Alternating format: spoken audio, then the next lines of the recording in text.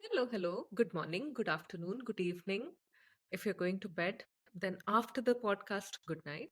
But today I bring to you one more podcast with discussion about conscious business and how the businesses of tomorrow look with the great Aaron and Robert, the two geniuses and the two global leaders and the two beautiful human beings that I've met and have known and who know how to build wealth, how to build businesses, how to train the mind to work in your favor, and who have been teachers to me. Some teachers are those who really touch you at a soul level. And these two people are definitely ones who have touched my lives and many other lives at a very deep level. And it is all my pleasure to introduce them to you over this podcast. And while you'll have a gala time with their jokes, with their different ways of expression, and the way they keep the session lively, I am sure this is a video that you would want to play again and again and again to take the nuggets of wisdom that hide behind the light, jolly go round conversations that happen with it. With that, we are talking today about time traveling of businesses and understanding the businesses of tomorrow or businesses of future. What will they look like? How will they be different from those of today and those of past? And does time travel always take place into the future only? We'll find out that and more. Enjoy the podcast. I'll see you on the other side. Hello, beautiful people. Welcome back to this another wonderful episode, power packed episode of insights and fun and learning with Aaron and Robert. Rather, should I say Robert and Aaron? Because Robert will otherwise feel bad about it. I'm over it. It doesn't improve. It's okay. But guys, really, these two together are fun. They are business partners, but at the same time, the kind of value that they bring to the table together and the kind of insights that they have on how things have rolled out in all these years that they have been engaged in the industry, the way they have become millionaires and multi-millionaires, or maybe billionaires also, which they are not telling me now. And they have a lot of insights on how businesses work and how they are going to work in the future. Welcome on board again, Aaron and Robert. Robert and Aaron, sorry. It's AHR3. Your website also says AHR3. Why should I first say R3? Right? Right? It depends on if you want the or if you want the rah. It depends on which way you want to look at it. That's a good way of looking at it. I'll keep that in mind and I'll bring that, like, multiple perspectives into the discussions. Yeah, maybe we'll start with a brief introduction about both of you.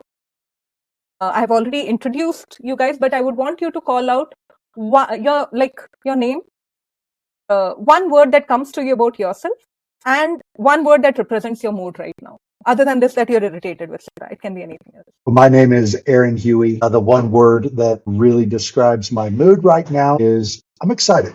I've got a nice week in front of me, and I'm excited about it. And one word that describes you, or what you would want the audience to know by.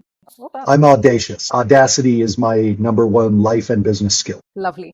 Audacious, Aaron, excited for the weekend. Robert, yes. Robert Raymond Riopel, hence the R3, which also stands for real, relevant, and repeatable, is the way I love to teach. My one word that describes me is passion. My favorite word in the whole wide world.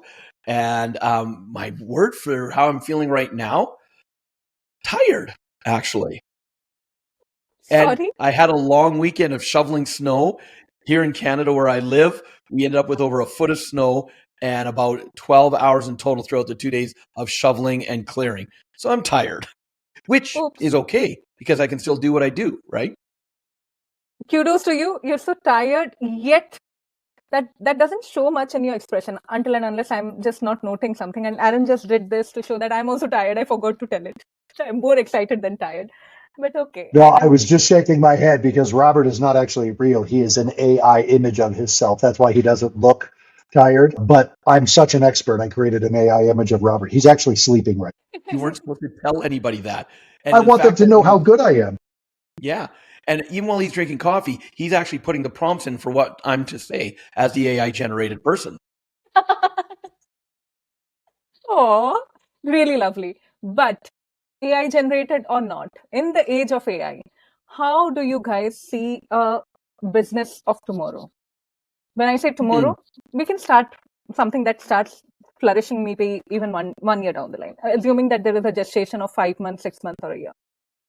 There are two concepts of tomorrow and how things are going to be. And Robert, I'm going to leave the what will the world be like answer to you based on our interview with Harv, because it was genius. Exactly where I was going, yes. Yeah, I figured. What I want people to understand the world of tomorrow, I want you to look at the world of yesterday. When the internet came out, everybody said how many jobs it was going to take and how it was going to destroy society. When the Beatles came out, how it was going to destroy children. We still have such a small percent of the population of any country actually realizing how much they use AI and the prospects of AI. There's a lot of talk of how many jobs it's going to take. And yes, it's going to take some jobs. I've already given my relationship with some people over to my relationship with AI to help me get my work done faster and more efficiently. And by God, so much cheaper. And that is helping me save money, which is allowing me to help more people because I can afford different marketing. They can afford different concepts and creative endeavors that allows me to connect to more people. And part of that is showing them how to use AI to do the same. So I would like everybody to look at yesterday to understand tomorrow. It is going to, yes, we are going to lose some jobs. A lot of people in the ice industry lost their jobs when we invented air conditioning. In fact, air conditioning is the invention that people say is the one that truly, next to the wheel itself, changed the world. Air conditioning. So if we're going to accept air conditioning, I mean, we refrigerate food. How long did food last before we had a refrigerator? How fast did you have to get the food and eat it and then procure some more and keep it fresh or smoke it or can it or until we could keep it cold and keep it frozen and keep ourselves living in climates that we couldn't really sustain ourselves in prior to air conditioning. So if we're going to look at AI and say we're going to lose all these jobs, then look at air conditioning and look at the internet and look at the wheel. How many people did you need to carry something until you had the wheel? What else did the wheel help us create? This is as bad as AI is ever going to be. It's just going to get better. And if you can't understand I don't want to say, if you can't understand what it can do, I want you to start thinking, what can't it do? Because that's what's coming tomorrow. Limitless possibilities. You don't have to believe me, but I can tell you in the past 9 months, I have saved tens of thousands of hours and tens of thousands of dollars with what I've been able to create. Yeah, and when you're talking about that, here's the thing, and going back to what Aaron was referring to, we have a great mentor that both of us have learned so much from, and that's T. Harv Eker. And we were on an interview where we interviewed him a couple months ago, and we said, let's talk about AI and where it's going. And he said, look, guys, I don't know much about it. I haven't dove into it.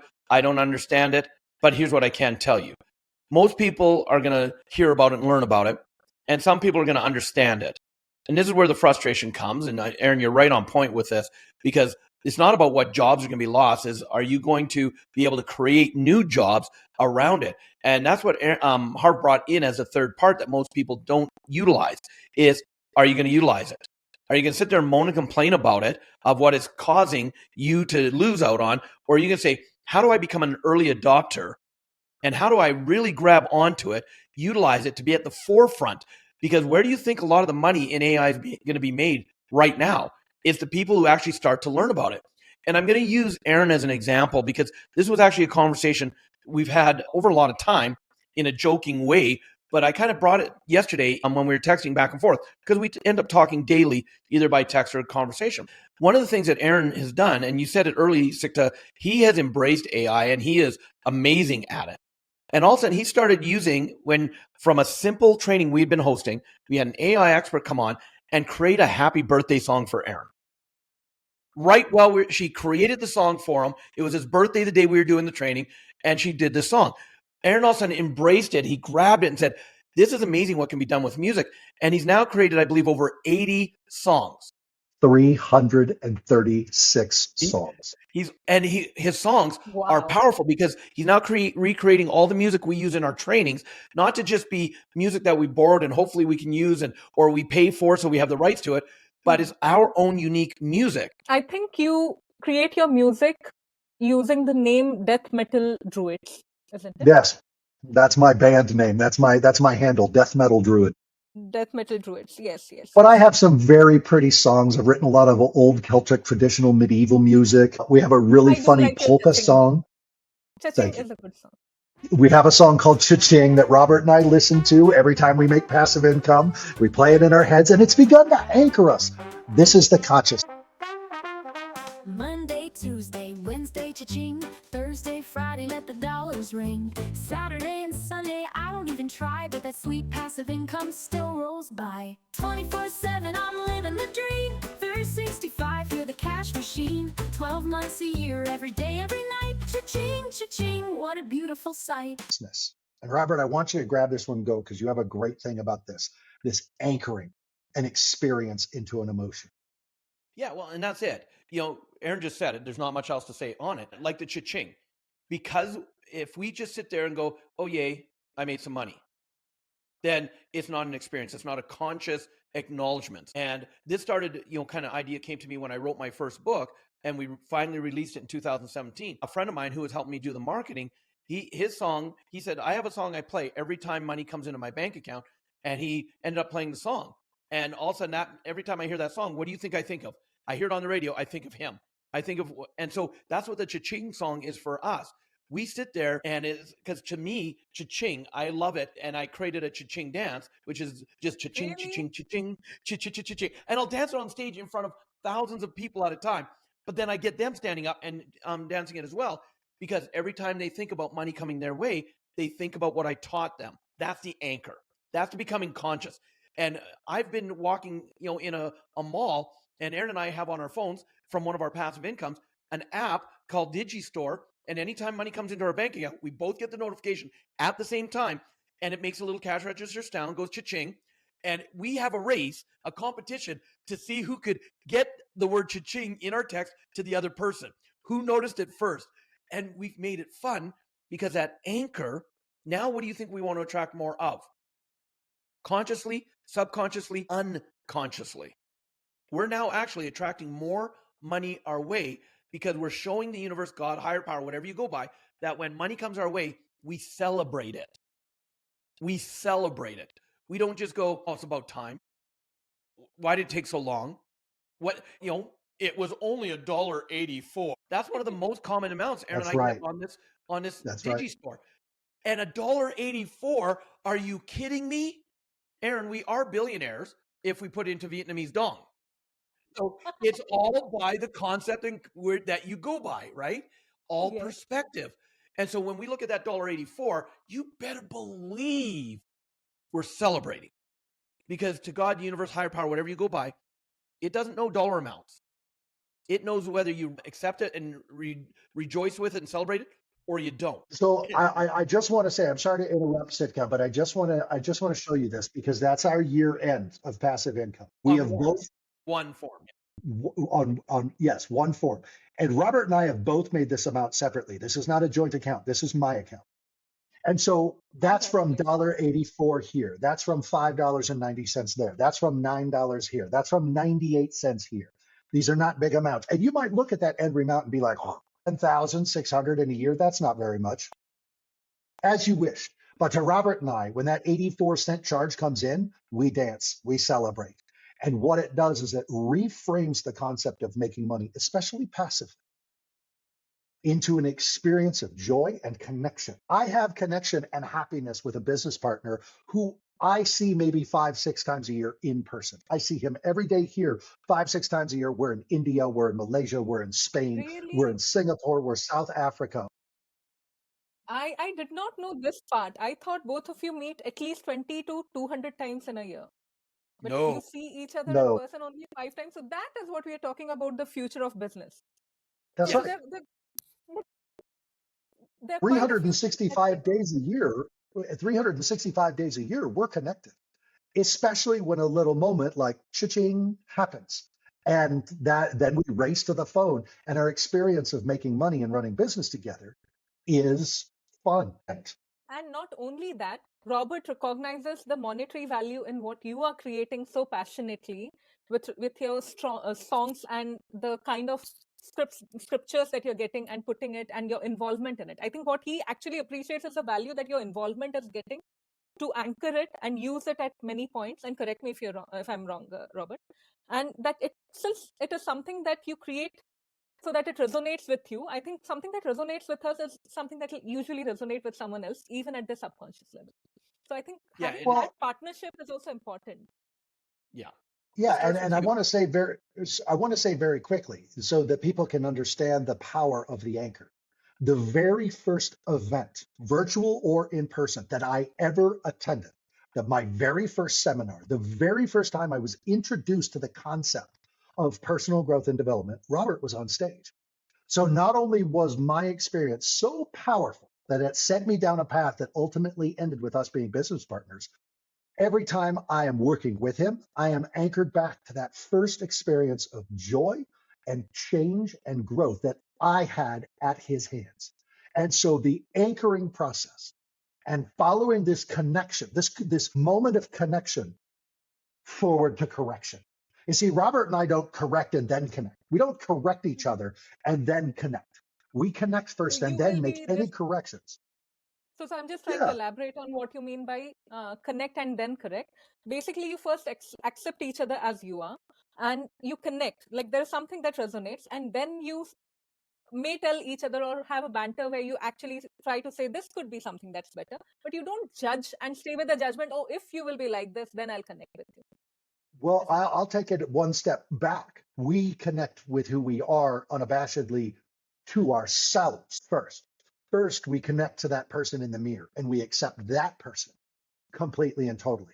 And that is what attracted us together as business partners in the first place. We are that same type of person that first we accept of ourselves.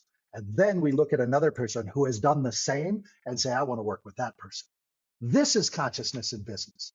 And just to tie it back into AI, and then I'll stop because I know Robert has a lot to add here. If you think AI is a process of unconsciousness, then yeah, I would assume that you are going to get lost underneath the wave of AI that is coming. But folks, it's already here. And if you think you're going to drown, most likely you're already drowning.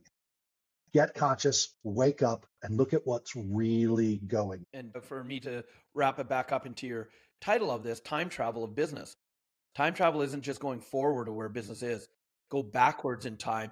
And as Aaron said, with the air conditioner as an example, business is always changing anyway. And it's not about predicting the future. It's about embracing what's here now and being one of the early adopters to it. That's, to me, the consciousness of it. Because if you're always chasing what might be, what could be, instead of embracing what is, that's business. Look, Aaron and I both individually went through a number of terrible business partners.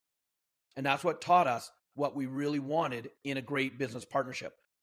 And so had we become business partners 20 years ago, I don't think it would have been the same outcome as what we have now, because we went through some of the ups and downs to realize and recognize in each other, this is the person I love doing business with because I know I've got their back, they've got my back. And it doesn't mean it's always rosy in that. There's times where we call each other on our crap. I was going to say shit, but I thought I'd keep it clean and say crap instead. That's okay. We don't mind cleanliness. We mind authenticity. So yeah. Yeah. And that's the key and that's why we are able to have fun. Our wives, I remember when we were first business partners a couple of years ago, all of a sudden our wives both individually came to us and said, you guys are having way too much fun. Are you seriously making money? And we're like, yeah. And they're both like, okay, keep it up then. So Because the of course, first way of making money that you truly enjoy, even if it is $1.84, is that you actually celebrate and anchor to the celebration of it, and also to the feeling or subconsciously orient yourself that you need to make money when you're doing business. It needs to feel good and it needs to make money, and you need to choose the right partners whom you can resonate with. But to your point, Robert, that 20 years ago, when if you would have met, it wouldn't have evolved this way. But wouldn't it have saved you a lot of heartbreaks? I mean, and business sure. divorces? But go back to what Aaron said. I can't remember if it was on this episode or the last episode. I mean, I just Your don't want to pain. leave with this feeling that I have to wait for 20 years to find a good business partner. No, you don't have to. But for us, because our journeys are our own journeys, your journey is going to be your journey. For us, our journeys is what allows us to now empower people, because a lot of the stuff we teach came from what didn't work in our lives going forward. And so because of the line of work we're in, it worked out perfect for us. If you're in a different line of work, in a different business, your path is your path. And we're not saying you have to go through all the turmoil to have then the perfect solution. Just know that there's ups How and do downs we no matter know where our you go. path? I know I'm again coming back to consciousness a bit, but how does one know a path? Because I have quite a few friends who have started e-commerce because it's cool, who are getting into AI because it's cool, or some of them, like, that I'm organizing this VC event. Some of them are like, you were a business consultant and coach. Where the hell did this come? I say that it just seamlessly came into everything that I was trying up. But we sometimes parameterize and compartmentalize things a lot. And Sometimes, how a lot of times, yes. All the time. This is the key to this is that, look, we have a guy that we've worked with for many years, a good 20 years as well. And he has brought forth an old military concept for leadership that Robert and I have absolutely adopted because it works.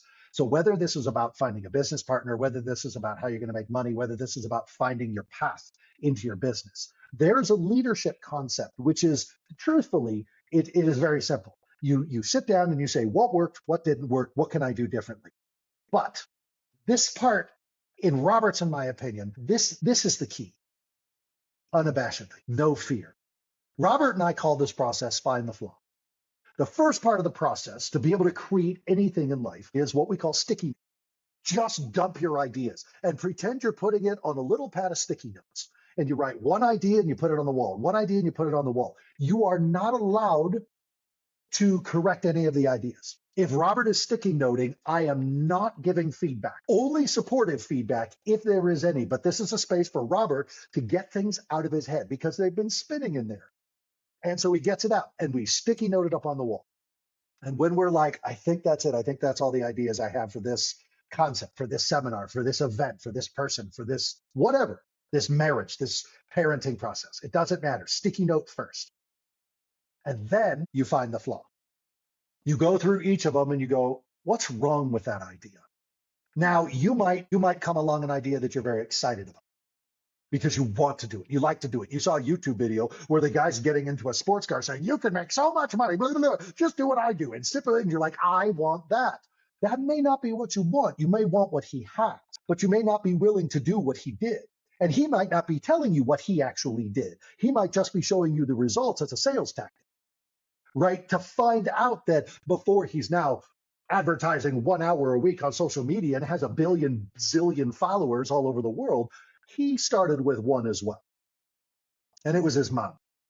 And his mom said, good job, honey. And he was embarrassed. But we all start with friends and family. What's working about that? What didn't work about that? And what would you do differently? When you are ready to find the flaw in all of your ideas and plans, the real path starts to get really clear. And it's not always the one you want to do, but that's where having a conscious partner sitting back and saying, and you going, that one's not going to be fun. And your partner say, yeah, but it's right. Yeah, but it's fair. Yeah, but it's ethical. Yeah, but it's the only way we're really going to learn how to do this part. And so you decide that's the one you're going to do. So find the flaw. And after that, that's when you get to go back in the creative state. When you end up with the ones you're like, okay, these ones could work. Now get crazy. And Sick, to going back to what you asked your friends and that are going through the different things, this is where the power of the mastermind comes in. Quit doing success on your own. I don't have the best business partner. I can't do what Robert and Aaron are doing. No, but you have a group of people you can get together in mastermind and go through exactly what Aaron just described. Each person in turn says, here's where I'm at. Sticky, sticky, sticky. Someone whom you trust. Yes. Someone who knows your journey. Yes. Well, someone you trust, but also there is a value to having people that are going to be willing to stand up and fight you on something that they feel isn't right for you. So it's not, you trust them, sure. But some people, they go, well, that person, I trust them, but they always tell me things that maybe I don't want to hear. You want those people as well that are willing to speak their truth with compassion. And so that's the power of the mastermind as well. So no matter what position you're in, there's people around you that you could sit there and just literally grab packs of sticky notes, say, when it's my turn, here's a sticky note, here's a sticky note, here's a sticky note. Help me now find the flaw with it, please. Or imagine if you all came with your sticky notes ready on a board. Here's what to streamline the process. Here's my sticky notes, here's my idea. Okay, let's jump right to find the flaw. Help me out, guys. And that's right there. That's the future of any business. Do you think Elon Musk considers and comes up with everything on his own? No, he has a huge team of people around him that are generating ideas, that are sticky noting. Then they get together and find the flaw, and then he gets to take credit for a lot of the brilliance that comes out of it because Yes. he's brilliant at positioning himself. Steve Jobs was the exact same way. One moment you could be the most brilliant person in his eyes, the next person you're the stupidest person in his eyes. Depends on what mood he was in and what you brought to him in the moment. The time machine of business right there. Don't just look forward, look back. That's how you look at, and then embrace. Embrace what's in the moment. Don't worry about embracing future or past. How many people, and this is my last kind of side jaunt on this, how many people go, oh my goodness, I wish I would have bought Bitcoin when it was $1. Don't we all? But if you're going to get caught in that and you're not going to buy little bits of consistently getting into Bitcoin now, 10 months from now, you're going to go, I wish last year I would have got into Bitcoin when it was only this much. And that process will continue. So if you want to know the time machine of business, become present. That's how you work with the time machine, in my opinion. Lovely insight. First thing, business tenets do not change much. It is more about being present and knowing what is working right now and seeing consciously where you fit in, both by sticky noting and by taking feedback from others who are around you, who not only are your best friends and supporting you, but in calling out your shit. At the same time, enjoying the entire process of doing something or learning how to enjoy. Maybe there are some skills that you need to pick up, but having that attitude of learning on the go will be very important. And at some point, finding the right kind of business partner so that, and stop doing things on your own. So partnership need not be only the that one person partnership that both of you have established for your business. It can come in many forms and shapes, and you need to see which one works. There will be sometimes heartbreaks. Be prepared for it. It's a journey anyways, but it is authentic business making is business building is also about making money, being happy about it, but creating value most importantly, and enjoying the journey and being human in the journey is what I hear you both saying. Even in the age of AI, we'll need to be more human than ever. But something Robert said in our last podcast together must be reiterated here. Part of being human is screwing it up, right? You're going to mess it up. You're going to. You're going to mess it up. It's okay. You're going to mess it up. We all have. We all will. We all did. And allowing that to happen and allowing yourself to not think of yourself as a winner or a loser, but a winner and a learner. The only time you lose is when you don't learn from the mistakes you made. What worked? What didn't work? What could I do differently? Notice. Not what could I do better? That's right. Right? That's something that Robert hammers home constantly, because everybody thinks, what could I do differently means you did something wrong and you need to do better. You just need to do things differently. You want what we have, do what we did. You want the success we had, follow the process we created for yourself. We're not asking you to teach our events. We're teaching you how to teach your events. We're not asking you to coach our system. We're teaching you how to coach your system. We coach coaches, train trainers, and teach teachers how to make money doing what they love. And I agree with you. Being student to both of you, I have taken some of your concepts and used it not to coach coaches, but to rather see how to help entrepreneurs, how to help people build up on their ideas, how to clear their clutter in their life by starting to become conscious about it, how to help kids actually leverage the AI. These are the digital natives. They see it almost as a tool that's there since their birth. So how do they make best use of AI? I think these are some things that I am continuously learning from you both, and I look forward to learning more. I will want you both to talk about your challenge, because yes, we are going to publish this before your next challenge, definitely. And also to leave me with a thought. And both of you could detest it. Pardon me for that, because I've brought this question and both of you have answered me differently. But I'll bring it up again. If you both were partners, business partners, 15 years before, what would your business look like today? So if you could leave us with that insight. Sorry, both of you know me. I'm good at asking these. That's a great question. Imaginary question. I probably still have hair. That's all I'm going to say on the topic. I probably still have hair. No, I wouldn't. I mean, Knowing, Aaron would also then have hair. no, I wouldn't. Everybody, if we both had hair, I got to tell you. You know, knowing some of the hardships that Robert and I have been through when we weren't business partners, and knowing how we were in those days compared to how we are now, Had we gone through because we went through a massive hardship at the same time in our lives and in our business career. It all happened the same year. And this was years before we worked together. We were colleagues. We were not partners at that time. I would say that had we been business partners, I know my emotional reaction was intense and not always healthy. And Robert's emotional reaction physically hindered his ability to move in a healthy daily basis. We both ended up in not the best of space. Our recovery from both of what was ailing us at that time, when we were no longer at ease or happy because of our work and our partnerships that we were both in at that time separately, how we recovered to end up coming back to the work at around the same time. Our journeys have often mirrored each other through our lives. I would say in my opinion, we would have survived as business partners together, but most likely we would be running a dog rescue somewhere. If we would have taken our emotional reactions and added them together, I don't know if we would have come back to the industry. We were both extremely disenfranchised by it. So we might have together just given the whole training and personal growth and development industry the middle finger and went and rescued dogs together. But we both came back to it much stronger and have ended up becoming global leaders in it. People know us all over the world, and we give value and opportunities for people to embrace change in their own lives and create the lives they know they deserve through our work. And that's amazing. And we both still absolutely adore dogs. And in fact, when we run our challenges and we run our boot camps, a portion of our proceeds go to a wolf rescue here in Colorado. So we still do that work. Yeah. And look, I can't add anything onto what Aaron said. I think he said it well, and I will agree exactly how he said it. So who knows what it could have looked like. But yeah, because during that time, There's a right time for everything. there is. My wife and I were actually helping at a sanctuary where the woman had zebras, camels, zonkies, which is a zonkey, a donkey and a horse, zorses, which is a horse. Yeah, had all these different animals, and so I could see Aaron and I, running animal sanctuaries right now because we both have a love for animals. Lovely. That has been a lovely conversation. And who knows, now you can also think of having that as your second business now that you both are partners. There are people who are better. There are people who are better at that than we would be.